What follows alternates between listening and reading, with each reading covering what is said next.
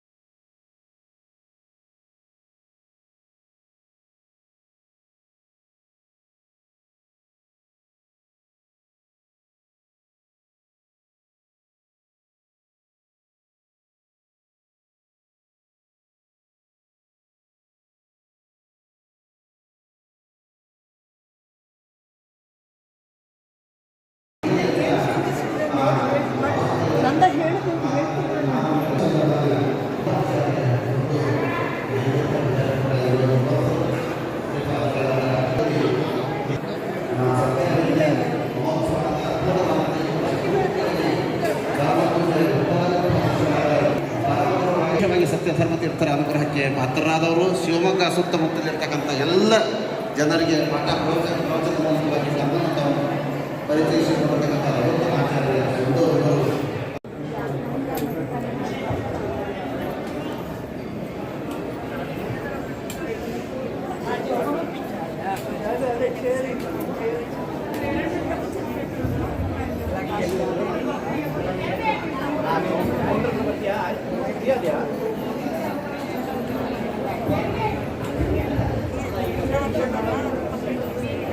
ಪರಮ ಪೂಜ್ಯ ಶ್ರೀಪಾದಂಗಳವರು ಬೆಳಿಗ್ಗೆ 5:30ಯಿಂದ 1 ಗಂಟೆಯವರೆಗೆ ನಿರಂತರವಾಗಿ ಸಹಸ್ರಾರು ಭಕ್ತರಿಗೆ ರಕ್ತಮುದ್ರಾಧಾರಣೆಯನ್ನು ಮಾಡಿಸ್ತಾ ಇದ್ದಾರೆ.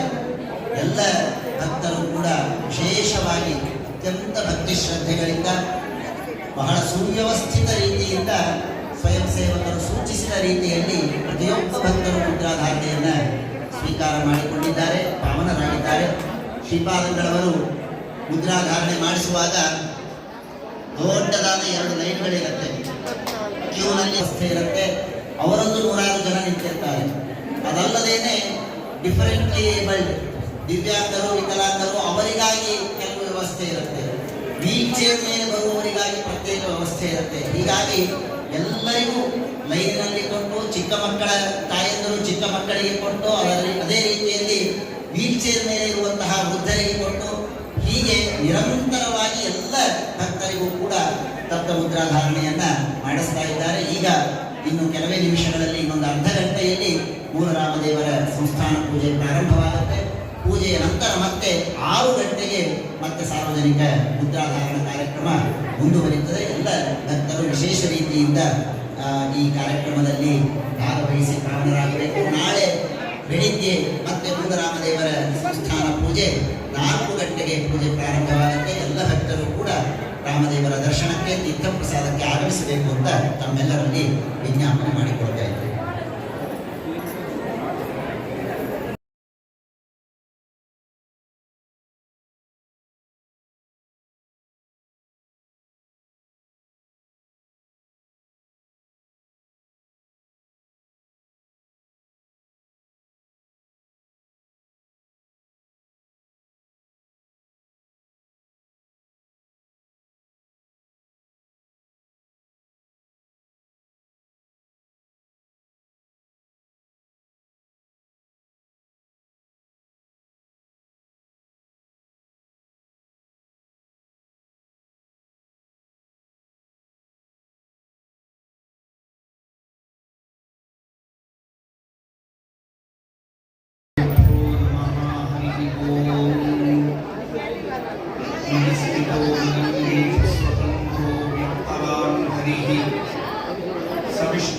ಕಂಬದಿಂದ ಬಂದ.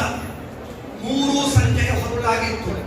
ರಾತ್ರಿಯೂ ಅಲ್ಲ, ಹಗಲು ಅಲ್ಲ, ಸಂಧ್ಯಾಕಾಲ.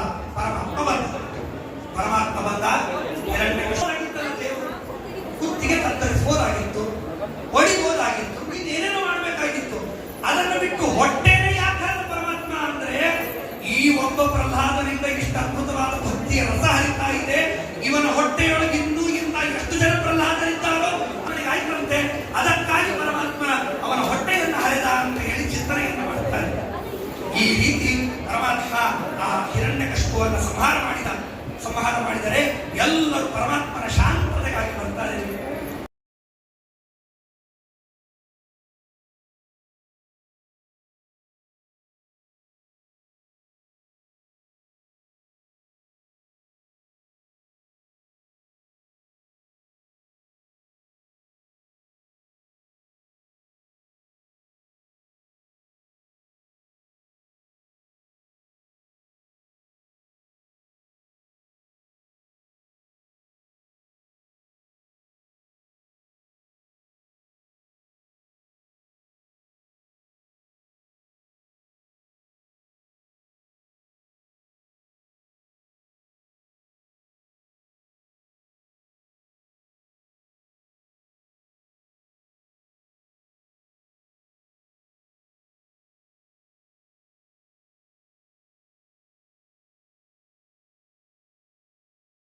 ಪ್ರವಚನವನ್ನ ನಡೆಸಿಕೊಡ್ತಾರೆ.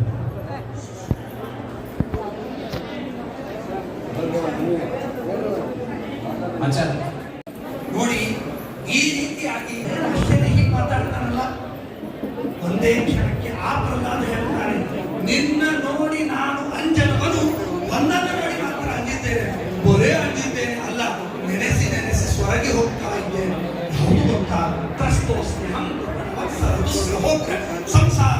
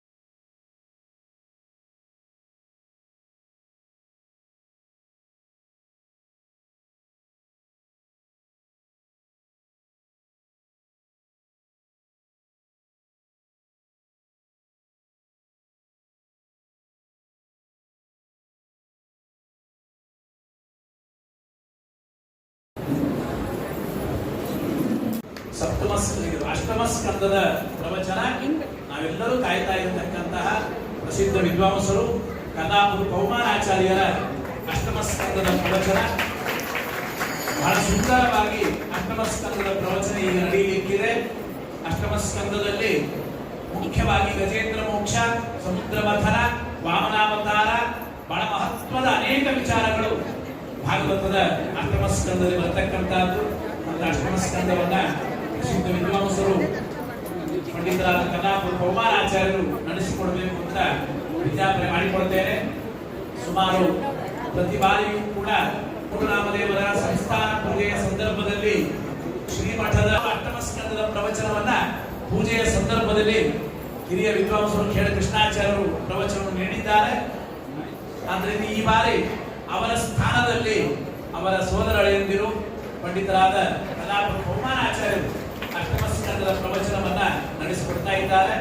ಮುಂದೆ ದಶಮ ಸ್ಕಂದದ ಪ್ರವಚನ ಖೇಡ ಕೃಷ್ಣಾಚಾರ್ಯ ಮಕ್ಕಳು ಖೇಡ ಪ್ರಮೋದಾಚಾರ್ಯರು ಈ ಬಾರಿ ವಿಶೇಷವಾಗಿ ದಶಮ ಸ್ಕಂದದ ಪ್ರವಚನ ಆಮೇಲೆ ಪೂಜೆಯ ನಂತರದಲ್ಲಿ ನಡೆಯಲಿಕ್ಕಿದೆ. ಪೌಮಾನಾಚಾರ್ಯರು ಅಷ್ಟಮ ಸ್ಕಂದದ ಪ್ರವಚನವನ್ನು ಆರಂಭ ಮಾಡಬೇಕು ಅಂತ ವಿಜ್ಞಾಪನೆ ಮಾಡಿಕೊಡ್ತಾರೆ.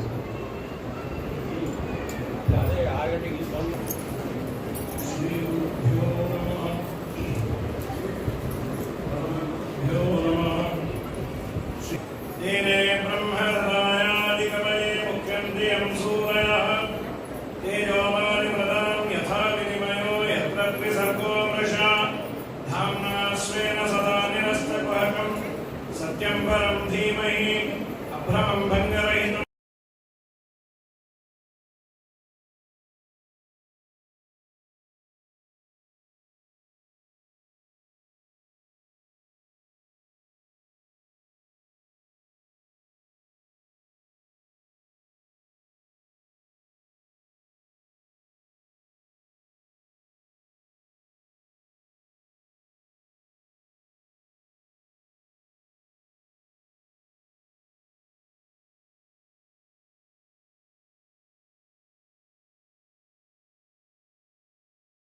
वीर वैष्णव गुरुवा वीर वैष्णव गुरुवा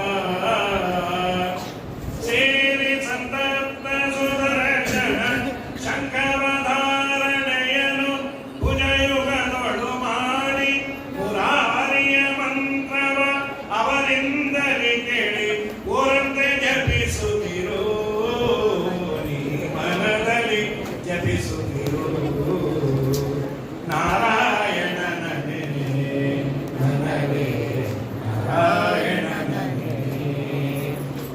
ಅಂತೂ ನಾವೆಲ್ಲ ಸ್ವಾಮಿಗಳಿಂದ ತೆಗೆಯಿಂದಲೇ ಮುದ್ರೆಯನ್ನ ತೆಗೆದುಕೊಂಡ.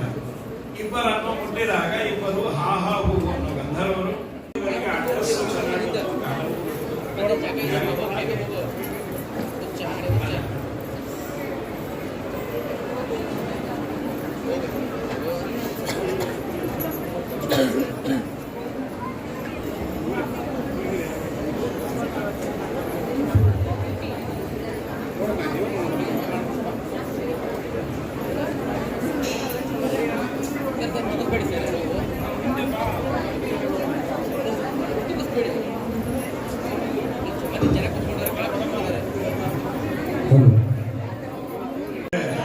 ಎಲ್ಲವೂ ಆಗುತ್ತೆ. ಇದಾದ ಮೇಲೆ ರುದ್ರದೇವರು ಈ ಮೋಹಿನಿಯ ವೇಷವನ್ನು ನೋಡಿರಲಿಲ್ಲ. ಪ್ರಾರ್ಥನೆ ಮಾಡಿದಾಗ ಭಗವಂತ ಮೋಹಿನಿಯ ವೇಷವನ್ನು ತೋರಿಸಿ ಮಾತಂದ್ರ ರುದ್ರದೇವರು ಸಾಕ್ಷಾತ್ ಮನ್ಮಥ ಅನ್ನೋಡೆ ಸತ್ಯಧರ್ಮಲಿದ್ದಾನೆ ಅಂತ. ರುದ್ರದೇವರು ಮನ್ಮಥನನ್ನ ಸುಟ್ಟರೆ ಆ ರುದ್ರದೇವರನ್ನು ಕ್ಲೀನಾಗಿ ಬೋಲ್ಡ್ ಮಾಡಿದ್ದು ನಮ್ಮ ಭಗವಂತ ಅಂತ. ಆದ ನಂತರದಲ್ಲಿ ಬರೋದು ಈಗ ನಡೀತಾರೆ ಅನ್ನವಿಕ್ಕದ ಸದನ ವ್ಯಾತಗೆ ಕಂದರನ್ನು ಮಾರುತಿಪ್ಪ ತಂದೆಯಾದಗೆ ಹಿಂಸೆಯನ್ನು ಪಡಿಸುವಂತ ಅರಸನ್ಯಾದಗೆ ಮಧ್ವಮತವ ಪೊಂದದವನ ಭಕುತಿಯಾದಗೆ ಮನೆಯಲ್ಲಿ ಮುಂದೆ ಅವರು ಹರಿಸಿ ನದಿಗೆ विलोचनः अनिर्भिन्नः सदा परशीलोकाधिष्ठानमद्भुतः स्वस्ति न स्वस्ति कृत्स्वस्ति स्वस्ति भुक् स्वस्ति दक्षिणः शब्दादिकश्शब्दसः शिशिरः शर्वरीकरः विद्वत्तमो वीतभयः पुण्यश्रवणकीर्तनः वीरः रक्षणः सन्तो जीवनः पर्यवस्थितः शाङ्कपाणिरक्षोभ्यः सर्वः प्रहरणायुधः दिदन्ते पुण्डरीकाक्ष पूर्णषाड्गुण्यविग्रहः नमस्ते चतुरात्मने देवी सवदना नमः कडकहारिणे नमो नीलालकामश्च नान्यत्किञ्चित् त्वया विना यत्रकुत्रकुले वासो येषु केषु भवोऽस्मि कृतार्थो ह्यकिञ्चनः संसः पापकृत्क्रूरो वञ्चको निष्ठुरः सदा पार्णवेनिमग्नं मामनन्यकरुणो दधे करुणापूर्णदृष्टिभ्यः खण्डैश्च मण्डितम् प्रागणं सुरेवन्त्यमयुतार्कसमप्रभम् कृष्णसत्त्वदा विशालवक्षसं श्रीशन्तं बुग्रीवं जगद्गुरुम् आजानुबाहु परिगमुन्नतां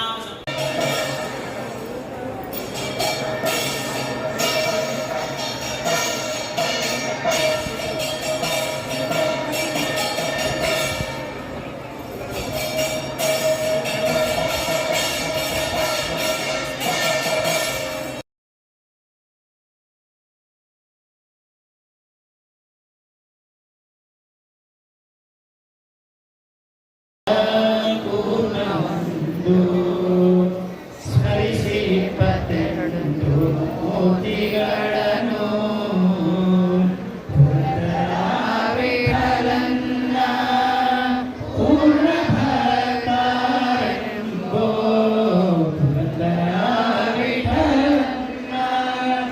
ಪೂರ್ಣ ಭಕ್ತರೆಂಬೋ ರಘುನಾಥ ತೀರ್ಥರು ಎಷ್ಟು ಪುಣ್ಯವಂತರೋ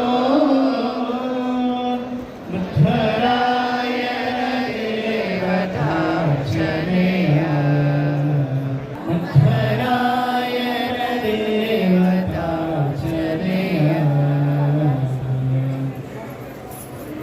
ನಾರಾಯಣನ ನೆನೆ ನಾರಾಯಣನ ನನ್ನಿಸು ವರ್ಣಿಸು ಆರಾಧನೆಗಳ ಮಾಡುತ್ತ ನೀಲಾಜಲದಿಂದ ಅರ್ಚಿಸು ಮೆಚ್ಚಿಸು ಪಾರಾಯಣ ಪ್ರಿಯನ ವೇದ ಪಾರಾಯಣ ಪ್ರಿಯನ ನಾರಾಯಣನ ನೆನೆ ಮನವೇ ನಾರಾಯಣನ ನೆನೆ ಪುರದೊಳಗೆ ಆವಾಸವ ಮಾಡಿ ಸುಖಿಸಬೇಕಾದರೆ ಸೇವಿಸು ವೈಷ್ಣವರ ಸೇವಿಸು ವೈಷ್ಣವರ ಶಂಖವ ಧಾರಣವನು ಭುಜ ಯುಗಗಳು ಮಾಡಿ ಮುರಾರಿಯ ಮಂತ್ರಗಳ ಕಲಿ ಕೇಳಿ ಓರಂತೆ ಜಪಿಸುತ್ತಿರು ಓರಂತೆ ಜಪಿಸುತ್ತಿರು ಸೇರಿಸುತ್ತ ಸುದರುಶನ ಶಂಖವ ಧಾರಣವನ್ನು ಭುಜ ಯುಗದೊಳು ಮಾಡಿ ಮುರಾರಿಯ ಮಂತ್ರಗಳ ಕಲಿ ಕೇಳಿ ಓರಂತೆ ಜಪಿಸುತ್ತಿರು ಓರಂತೆ ಜಪಿ ಕೇಳುತ್ತಿರು ನೀರುತ್ತದಿ ಕೇಳುತ್ತಿರು ನಾರಾಯಣನ ನೆನೆ ಮನವೇ ನಾರಾಯಣನ ನೆನೆ ಬಾರೆಂದರಿನ ಚಂದ್ರನ ಕರುಣಿಸಿರೋ ಹೇಳಿ ದಿವ್ಯವಾಗಿರತಕ್ಕಂತಹ ಇವರು ದೇವರಿಗೆ ಪ್ರಾರ್ಥನೆಯನ್ನು ಮಾಡಿದಾಗ ಈ ಮಾಸದಲ್ಲಿ ವಿಶೇಷವಾಗಿ ಕಾಪಿ ನದಿಯಲ್ಲಿ ಸ್ನಾನವನ್ನು ಮಾಡಬೇಕು ಅಂತ ಹೇಳಿದ್ದಾರೆ ಸಮರ್ಪಣೆಯಾಗಬೇಕು ಅಂತ ತಿಳಿಸಿಕೊಂಡಿದ್ದಾರೆ ಆ ಜಗನ್ನಾಥ ಎಷ್ಟು ಸಮರ್ಥ ಅಂದ್ರೆ ಕಾಣುತ್ತೆ ನೋಡ್ರಿ ಅವನಿಗೆ